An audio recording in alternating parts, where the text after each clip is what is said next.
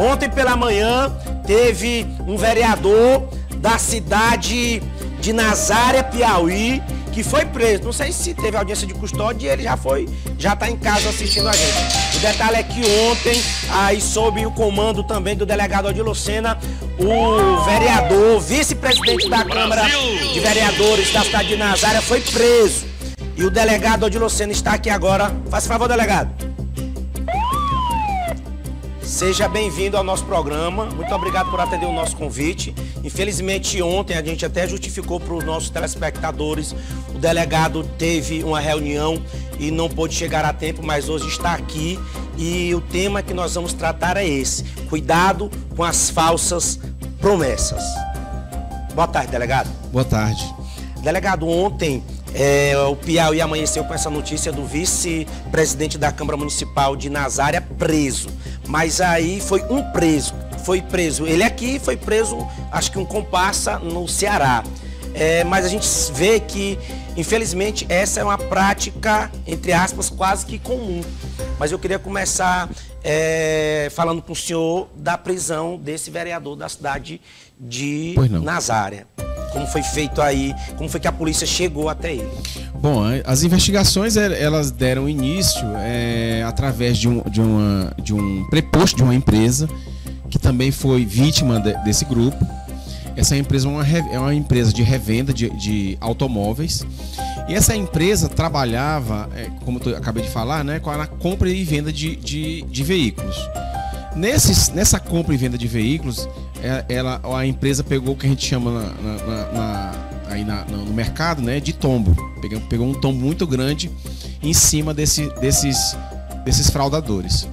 Hoje mesmo, para você ter ideia, nós estamos investigando uma outra situação muito parecida, onde uma outra empresa, uma empresa grande aqui de Teresina, também foi vítima de um golpe, de uma fraude muito parecida, né? Onde pessoas de boa fé, pessoas que têm de má fé, pessoas físicas de boa fé, tanto de má fé, se colocam na posição de vítima, porque tem realmente aquelas que são vítimas e tem outras que fingem ser vítimas. Vítimas. Só que a gente também já está desnovelando isso aí também. Mas dentro de uma situação muito parecida. Então, voltando aqui ao nosso caso, o caso de ontem, da vaga fantasma, o parlamentar, ele apareceu na investigação já nas fases ulteriores, fases finais. E nessas fases é que o nome dele foi veiculado. Não sabia realmente se ele era um vereador de mandato, não conheço, nunca ouvi falar.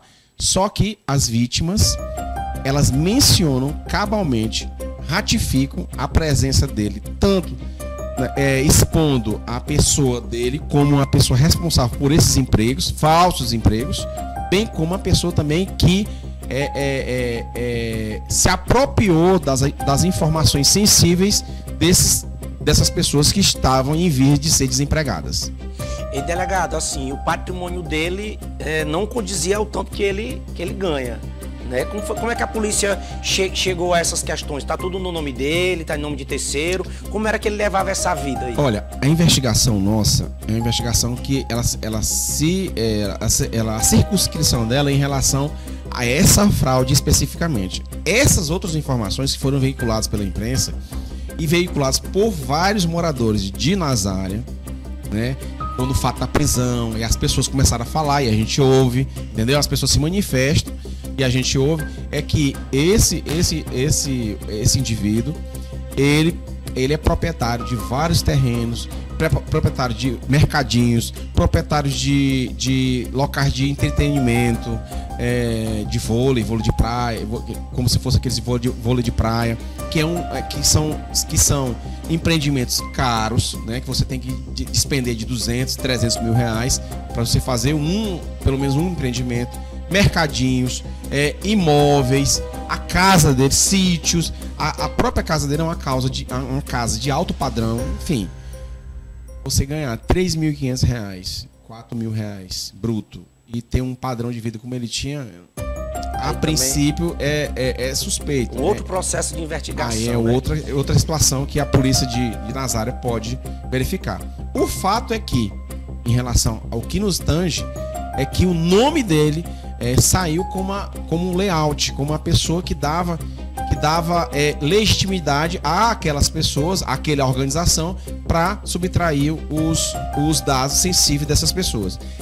É bom que se diga que esses mesmos indivíduos, exceto o vereador, foram presos pelo delegado Humberto Mácula pelo mesmo tipo de crime. Mesmíssimo. Olha aí, gente, é o que a gente então, eles usaram o nome da...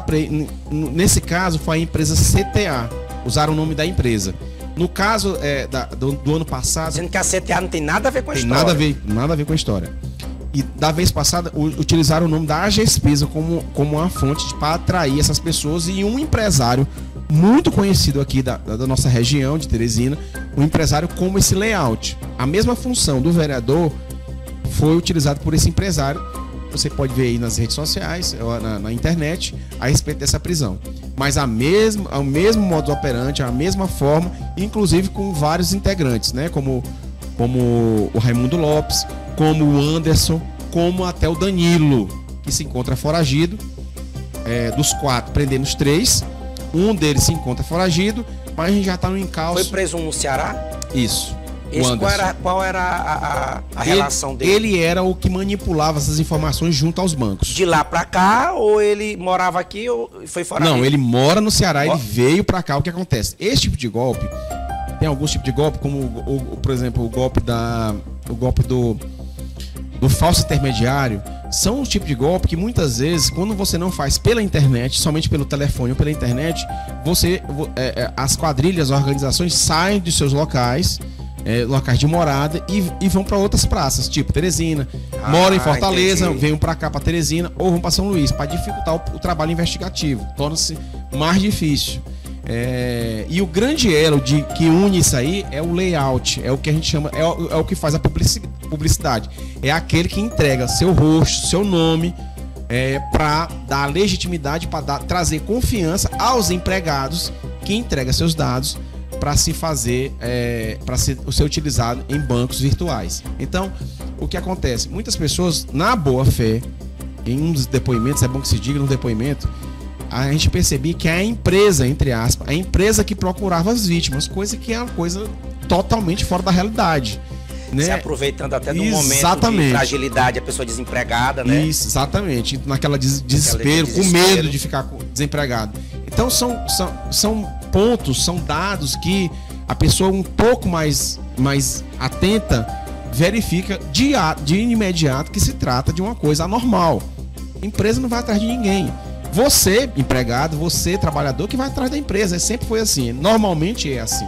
Principalmente cargos como motorista, principalmente como cargos como servente, enfim, esse tipo de coisa. Então a gente tem que ter muito cuidado, realmente tem que ter muito cuidado.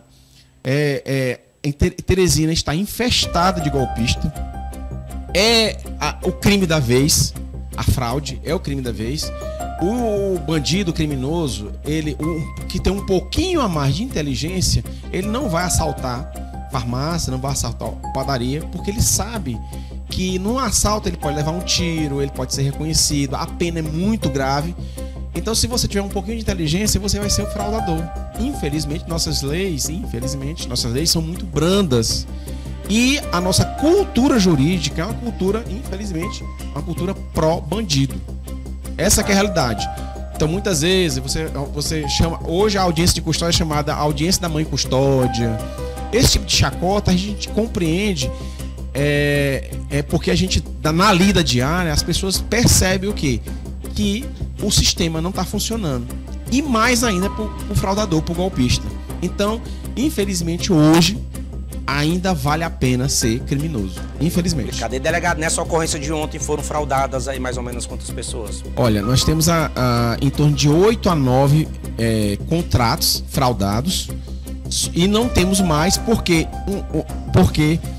alguns dos desempregados, das pessoas desempregadas, estavam com o nome restrito, por algum motivo ou outro. Aí, por esse motivo, não caíram. Mas os demais todos caíram. E financeiramente falando, o senhor acha que esse grupo aí saiu lucrando, entre aspas, quanto, mais ou menos? Olha, nesses 3 contratos, eles acreditam que com o dinheiro do banco e com os veículos na posse desses criminosos, eu acredito que em torno aí de seus 350 mil reais. Mas se você juntar todos os contratos que ainda não foram investigados, diga-se de passagem, não terminamos ainda a investigação. A investigação é um pouco lenta, porque a demanda é muito grande. Mas, pelo que a gente está vendo aí, juntando todos os contratos, pode chegar aí entre 500 mil reais até R$1 milhão. Agora me responda aqui uma última pergunta. O vereador que foi preso ontem, ele já passou pela audiência de custódia, ele está preso, ele já está em casa, o senhor tem essa informação? Ele já passou pela audiência de custódia, ainda está preso, ainda, não sei até quando. Eu acredito que, pelo que eu acabei de falar sobre a credibilidade do nosso sistema criminal, eu acredito que em poucos dias ele vai estar em casa. Eu acredito. Tomara que não, mas eu acredito, infelizmente. Já que os comparsas foram presos em outra oportunidade pelo mesmo crime e estavam aí na rua praticando, eu não vou esticar isso aí com o senhor não, porque o meu conhecimento é muito pouco. O que eu posso dizer para a população... Gente, olha, seria cômico se não fosse trágico, entendeu? Se eu entrar nesse assunto, eu vou aqui abrir um leque, enfim. Então, vamos deixar cada assunto para o seu momento. Eu chamei o delegado aqui para a gente falar hoje da questão do vereador que foi preso, mas se a gente for entrar nas questões das leis, eu vou ter que botar meu tamborete aqui, o botijão de gás, e a gente sentar e conversar o dia todinho. E chorar. Entendeu? E chorar. E eu quero lhe agradecer, entendeu? Muito obrigado pelo convite. O delegado que logo ele vai estar aí em um outro projeto da vida dele, que é uma outra situação. Semana passada ele estava ali no nosso comando geral, há uns 15, 20 dias atrás, e eu quero lhe desejar boa sorte no seu novo projeto, viu? Muito obrigado, e Teresina precisa de pessoas que nem o senhor, capacitadas e com compromisso com a verdade. E honestas. É desse jeito, dessa forma e dessa maneira. Obrigado, viu, delegado? Tudo de bom e boa sorte em tudo que o senhor for fazer.